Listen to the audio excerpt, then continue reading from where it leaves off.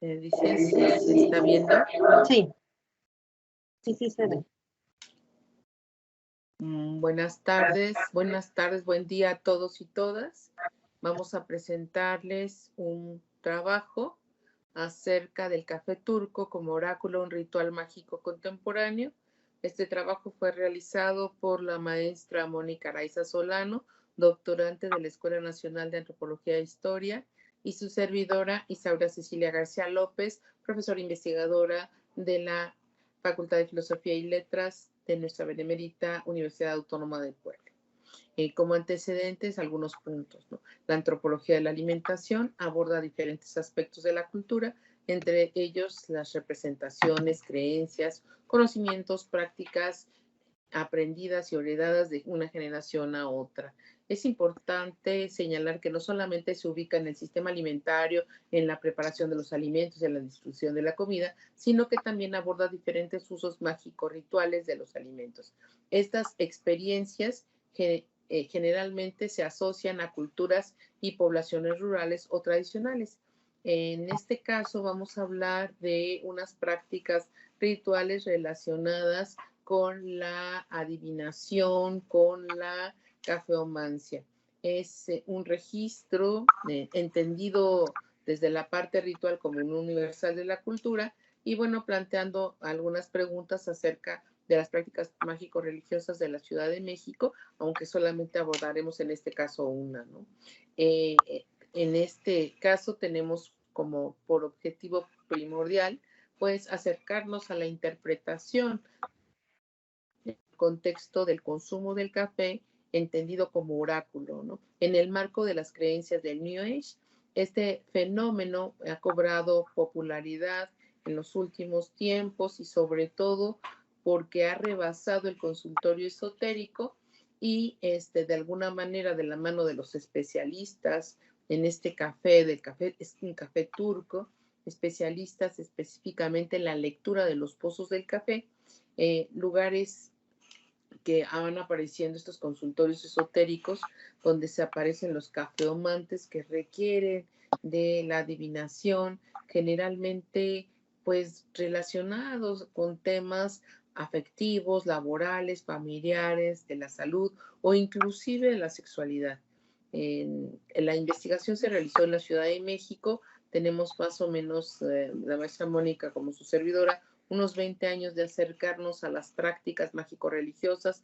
Empezamos en el mercado de Sonora, en el mercado de Mixcoac, en diferentes lugares de la ciudad, donde hemos encontrado que cada día cobran mayor importancia estas relaciones simbólicas, emotivas, que rebasan la razón, la lógica y que buscan como alternativa una alternativa al mundo contemporáneo, una estrategia cultural en busca de respuestas, ¿no? Ante contextos de incertidumbre, tal es el caso de la pandemia COVID-19 que estamos tratando de pasar, ¿sí? Actualmente hemos visto rebasado y como parte de la emergencia global de estas prácticas en el mundo contemporáneo, pues encontramos un aumento pues de la cafeomancia que ha rebasado no solamente el consultorio esotérico, para encontrarse también en redes sociales, en plataformas, donde la gente busca una alternativa, ¿no? La consulta a los oráculos, al tarot, incluso pues se dirigen rituales a distancia, ¿no? No solamente en la Iglesia Católica, en otras iglesias también se están dirigiendo, construyendo estos rituales. La investigación, como les he dicho, parte de alguna, parte un poquito de la primera pintura que hemos visto por aquí.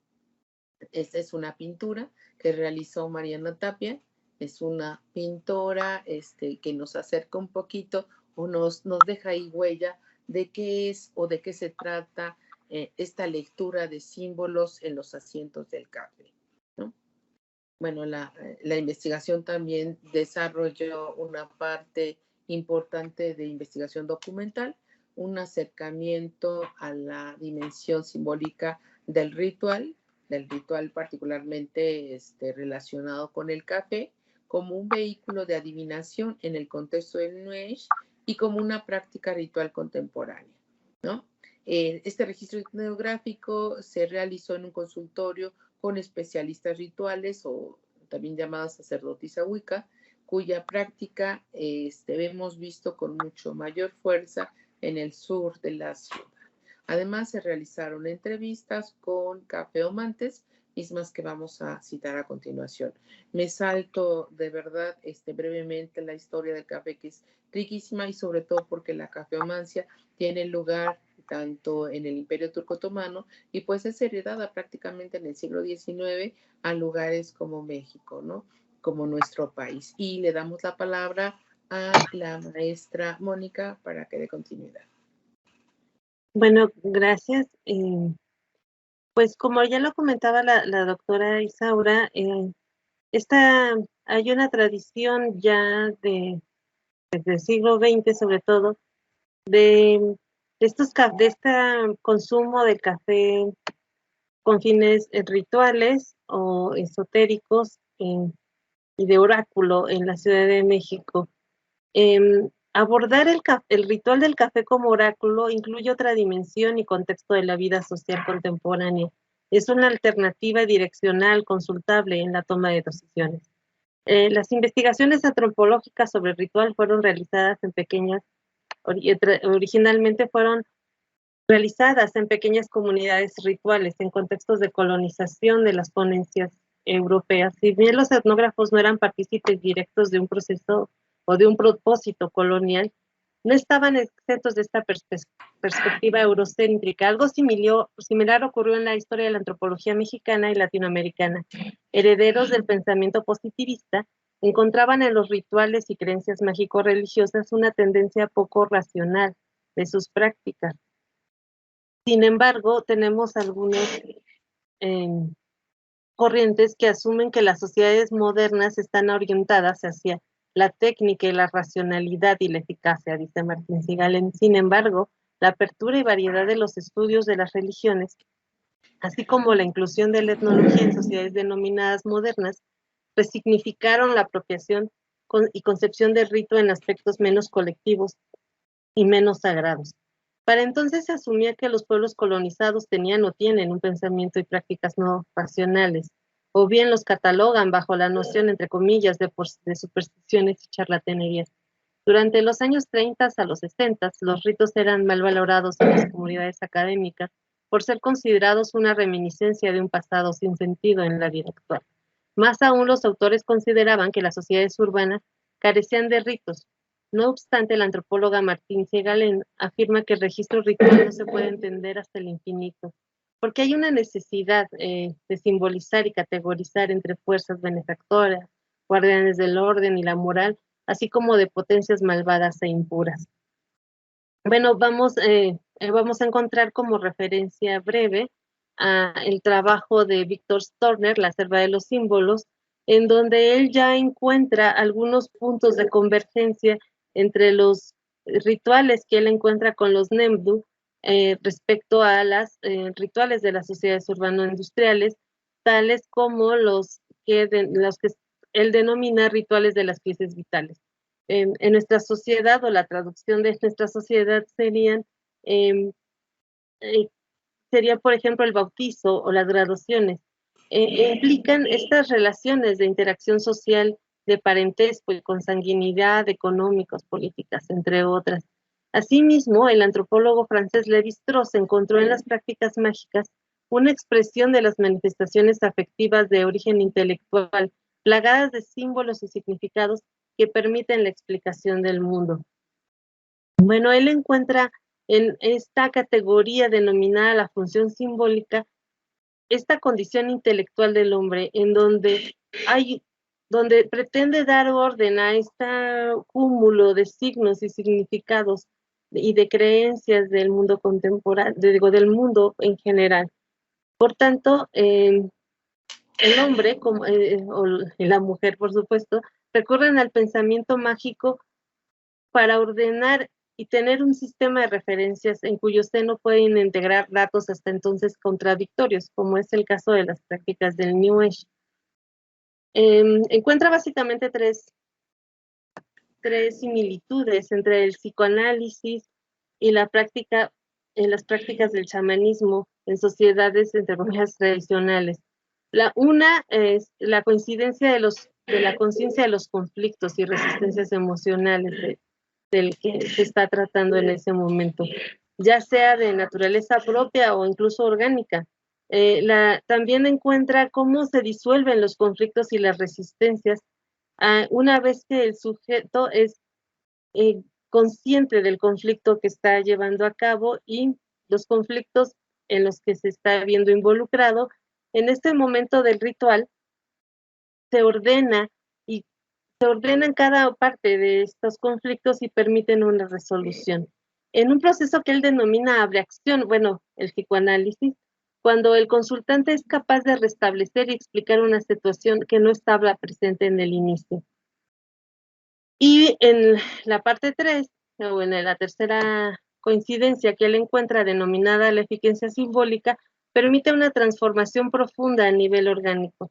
Cuando el chamán o psicoanalista, en las sociedades, nuestras sociedades, por así decirlo, propicia e induce que el consultante vive intensamente un mito anteriormente recibido y producido que se encuentra en el inconscientecito.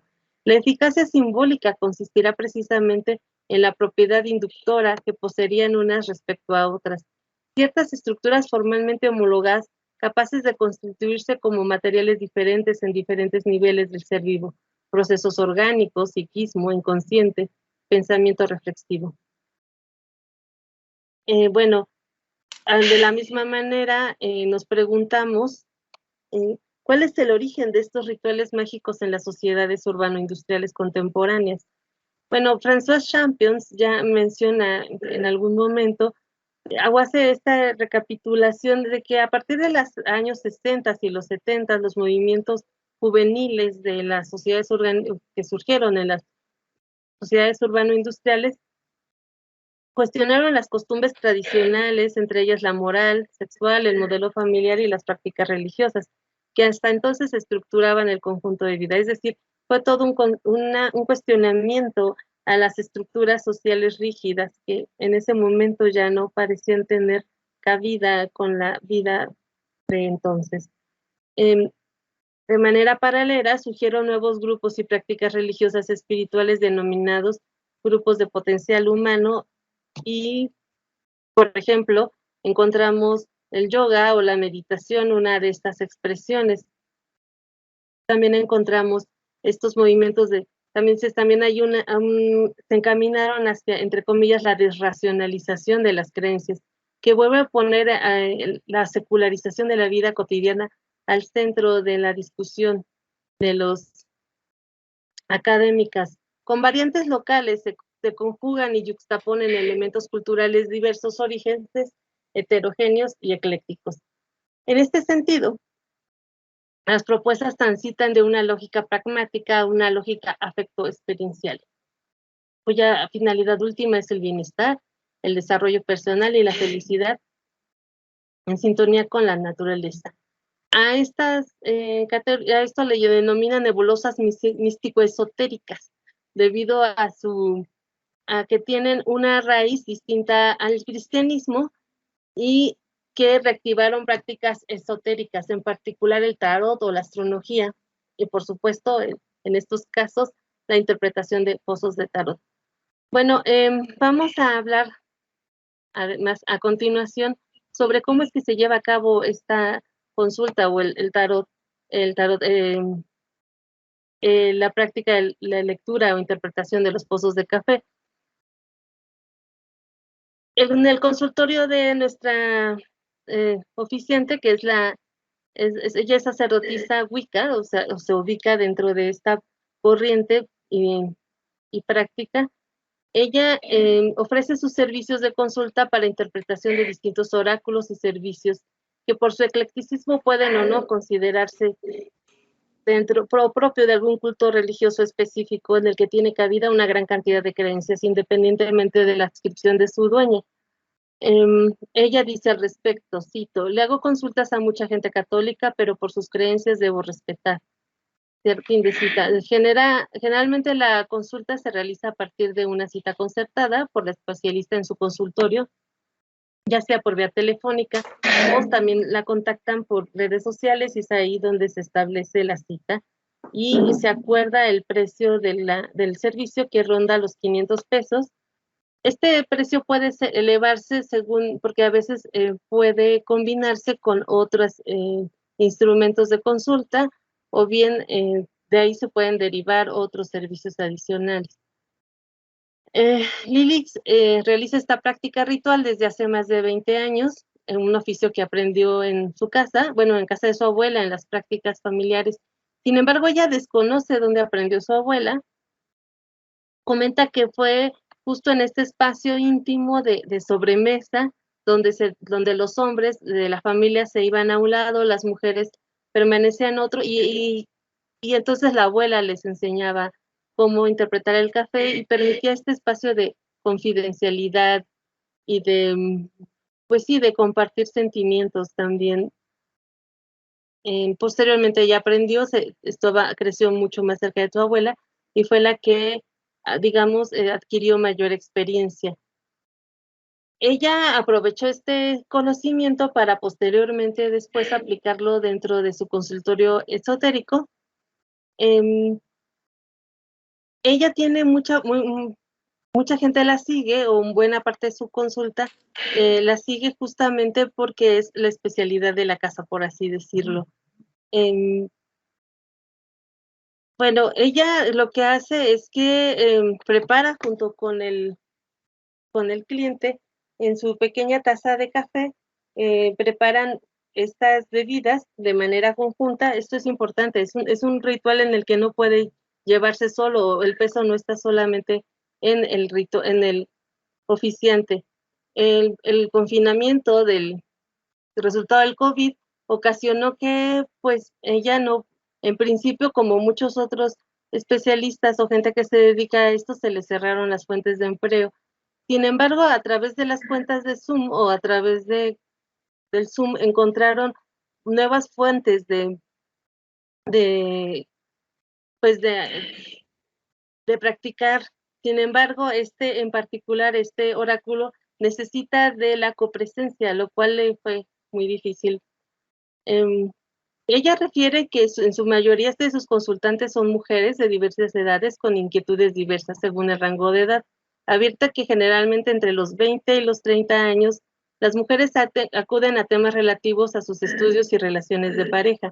En cambio, ya entrado a los 40, el interés cambia a intereses relativos a la carrera profesional, familiar y de salud. Por otro lado, son pocos los hombres que acuden a su consulta. Cuando lo hacen por temas relativos a la carrera profesional o consulta de negocio. Carmen González es una mujer profesionista. En su empleo ocupa un lugar de mandos medios. Es una mujer soltera que ronda los 30 y tantos años. Hace un tiempo acudió a una consulta de pozos de café por una duda respecto a una relación fallida de pareja y de una decisión importante en su vida profesional. Por sugerencia de una amiga cercana, que recomendó los servicios de Lilix. Al principio pensé, a lo mejor esta chava que sí sabe, pero me ha dado una respuesta demasiado general. No es algo de otro mundo. En principio lo sentí como un consejo de la abuela, pero conforme pasó el tiempo comprendí las sugerencias y recomendaciones sobre mi relación. Me dijo, no lo conoces bien y era verdad. También me dijo, no descuides tu salud. Tiempo después terminó mi relación, pues me di cuenta de actitudes de que efectivamente no lo conocía.